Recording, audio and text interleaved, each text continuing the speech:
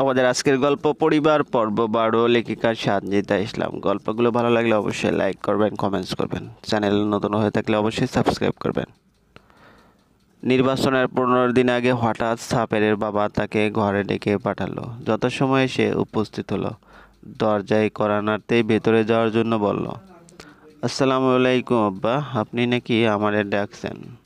তোমার লগে আমার কিছু জরুরি কথা আছে।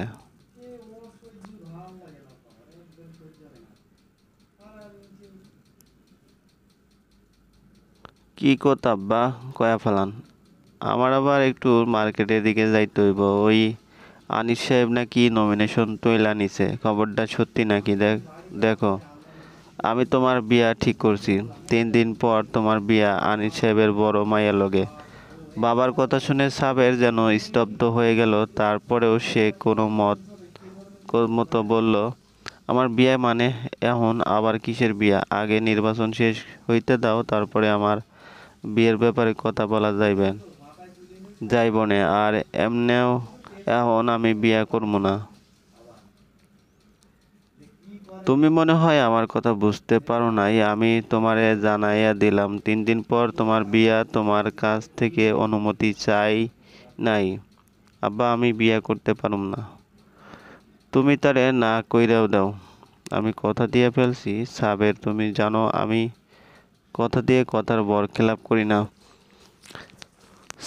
সাবের বড় একটা দম নিয়ে বলল, আমার পক্ষে বিয়ে করা সম্ভব না আব্বা। আমি নুরিরে ভালোবাসি, আর 3 মাস আগেই আম্মাগো বিয়া হয়েছে।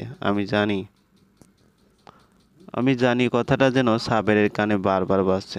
তাহলে তুমি আমারে আবার বিয়ে করার কথা কেমনে কও? তোমার কি মনে হয় ওই এতিম ঘরের আশ্রিত মাইয়ারে আমি আমার একমাত্র পোলার বউ বানামু? ও ঘরে সাহায্য করা যায়, দয়া করা যায়, বউ বানানো যায় না। আব্বা, এগুলা তুমি কি কইতাছো? তুমিও তো নুরিরে ভালোবাসো, তাহলে তুমি এমন কথা কেমনে কও? আর নুরির মধ্যে কি খারাপই আছে আমারে কও? তুমি তো ওরে ছোট কাল থেকে দেখা দিতেছো। আমার থেকে ভালো তুমি নুরিরে চেনো। তাহলে বেশি কথা বইলো না সাবের, যা কইছি মনে রেখো। আর নুরির চিন্তা তোমার করা লাগবে না। ওরে ভালো জায়গায় বিয়ে দেওয়ার দায়িত্ব আমার। নুরির বিয়ের কথা শুনে সাবেরের কপালের শিরাগুলো হঠাৎ রাগে ফুলে উঠল। নুরির বিয়ের কথা তোমার চিন্তা করা লাগবে না। নুরির আমার লগে বিয়া হইয়া গেছে। ভালো কইরা শুইনা রাইখো, আমি নুরিরে ছাড়া অন্য কাউরে বউ বইলা মানতে পারবো না। বলে সাবের চলে যেতে নিলে চেয়ারম্যান সাহেব তাকে আটকায়। তুমি কি তাহলে নির্বাচনে হারতে চাও? সাবের চমকে তাকালো তার দিকে। মানে হইল আনিস সাহেব নমিনেশন উঠাইয়া নিছে, কারণ সে আমারে প্রস্তাব দিছে আমি যদি তার বড় মেয়ের সাথে তোমার বিয়ে দেই তাহলে সে নির্বাচনে দাঁড়াইব না। আর জানোই তো সে আমাগো একমাত্র প্রতিদ্বন্দ্বী। সে যদি নমিনেশন বাতিল কইরা দেয় তাহলে আমাকেও জেতার সম্ভাবনা 90%। আর আমি তারে কথা দিয়ে ফেলাইছি তার বড় মেয়ের সাথে তোমার বিয়ে হইব। তাই আমি এর বরখেলাপ করতে পারবো না। তোমার এই বিয়ে করতে হইব।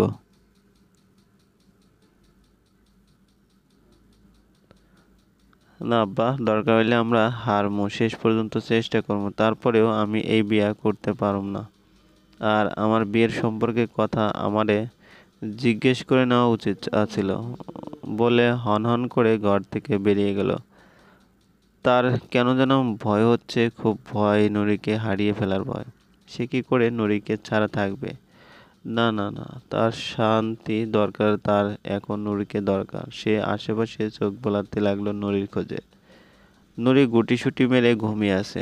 ইদানিং তার শরীরটা ভালো যাচ্ছে না। কোনো কাজে অল্পতেই ক্লান্ত হয়ে যায়, মাথা ঘুরায় আর প্রচণ্ড ঘুম পায়। আর খাওয়ার প্রতি রুচিও বেড়ে গেছে। তার ধারণা সে ইদানিং বেশ মুটিয়ে গেছে, তাই তার এই অবস্থা। এই তো সকালে কত দেরি করে ঘুম থেকে উঠলো। কিছুক্ষণ মায়ের সাথে রান্নাঘরে কাজ করেই হাঁপিয়ে গেছে, তাই ঘরে এসে বিছানার সাথে পিঠে লাগাইতেই ঘুম ঝেঁকে ধরলো। সাবের প্রথমে তার ঘরে এলো, এসে দেখে নুরি তার বিছানায় ঘুমিয়ে আছে। বিয়ের পর মেয়েটার স্বাস্থ্য কিছুটা বেড়েছে। চেহারার লাবণ্যতা দ্বিগুণ বেড়েছে। নুরির চেহারাটা বেশ আদুরে, দেখলেই আদর করতে ইচ্ছে করে। কি করে থাকবে সেই মেয়েটার কাছ থেকে দূরে? সম্ভব না, কোনোভাবেই সম্ভব না। আশেপাশে কেউ আছে কিনা দেখে সাবের দরজা লাগিয়ে দিল। তারপর নুরির পাশে শুয়ে তাকে এক হাত দিয়ে জড়িয়ে ধরল। তার বুকটা ফাঁকা ফাঁকা লাগছে, মন বারবার কু ডাকছে। মনে হচ্ছে কোনো ঝড় আসতে চলেছে যা তাকে আর নুরিকে চিরদিনের জন্য আলাদা করে দেবে। অজান্তেই সাবেরের চোখ থেকে 2 ফোঁটা জল গড়িয়ে পড়ল। নুরিকে জড়িয়ে ধরে কখন যে সে ঘুমিয়ে পড়েছিল তা জানে না। তার ঘুম ভাঙল দরজা বাড়ি দেওয়ার আওয়াজে। কেউ খুব জোরে দরজাটা নক করছে আর সাবেরকে ডাকছে। সাবেরের সাথে সাথে নুরিও ঘুম ভেঙে গেল। সে তড়িঘড়ি করে উঠে ঘরের কোণে লুকিয়ে পড়ল। আর সাবের দরজা খুলতেই সাবেরের ছোট মা আরিফা কান্না করতে লাগলো। করতে করতে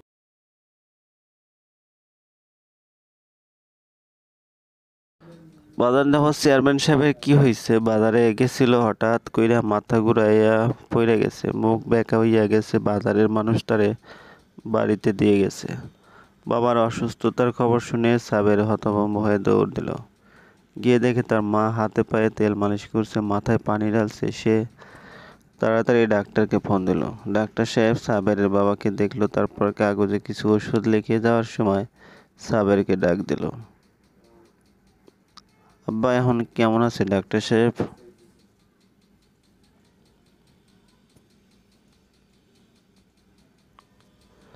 চেয়ারম্যান সাহেব এখন মোটামুটি ঠিক আছে, ভয়ের কোনো কারণ নেই। ছোট্ট একটা মাইনর স্ট্রোক হয়েছিল, কিন্তু এটা পরবর্তীতে ক্ষতিকর হতে পারে। তাকে সকল ধরনের মানসিক দুশ্চিন্তা থেকে দূরে রাখতে হবে, নয়তো পরবর্তীতে ভয়াবহ কিছু আশঙ্কা আছে।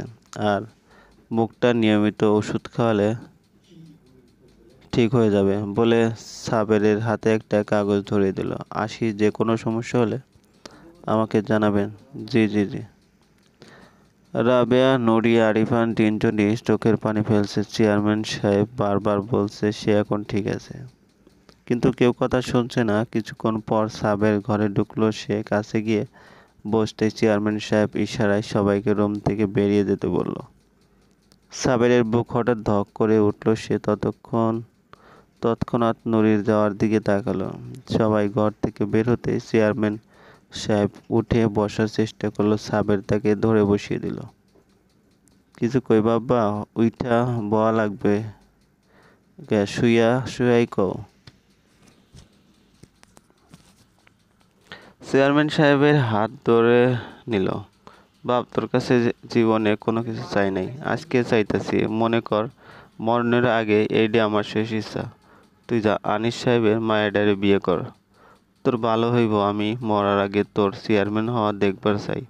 আর তাছাড়া আমি কথা দিয়া ফালাইছি, এখন আমি কেমনে বর খেলাপ করবো? আব্বা, আমিও তো নুরিরে কথা দিছি, সারা জীবন ওরে আগলায় রাখমু, ওরে কষ্ট পাইতে দেব না। তার কি হইব?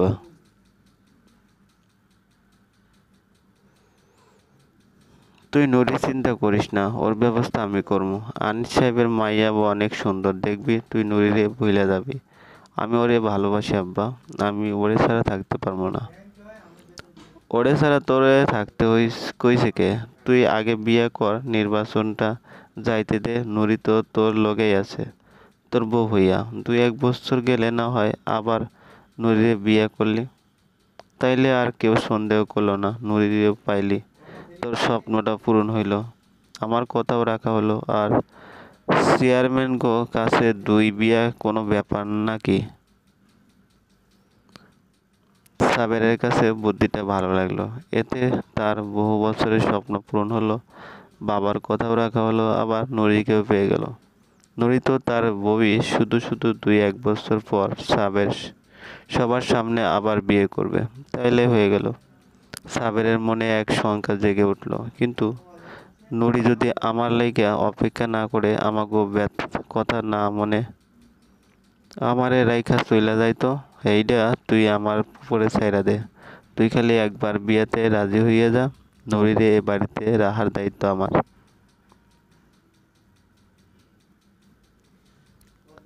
সাবের কিছুক্ষণ চিন্তা করে বলল, ঠিক আছে আব্বা, আমি রাজি, কিন্তু নুরি যেন এ বাড়িতে সারা জীবন থাকে সেই দায়িত্ব তোমার বলে সাবের বেরিয়ে পড়ল। আর চেয়ারম্যান সাহেব একটা স্বস্তির নিঃশ্বাস ফেললো। অবশেষে তার ছেলে রাজি হয়েছে।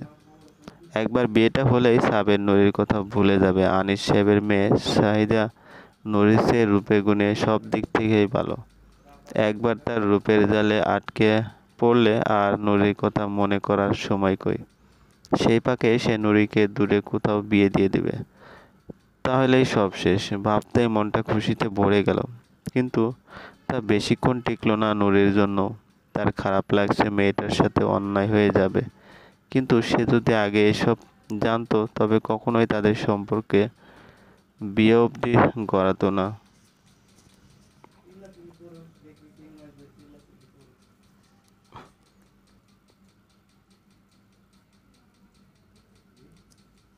কিন্তু যা হয়েছে তা তো আর ফেরানো সম্ভব না।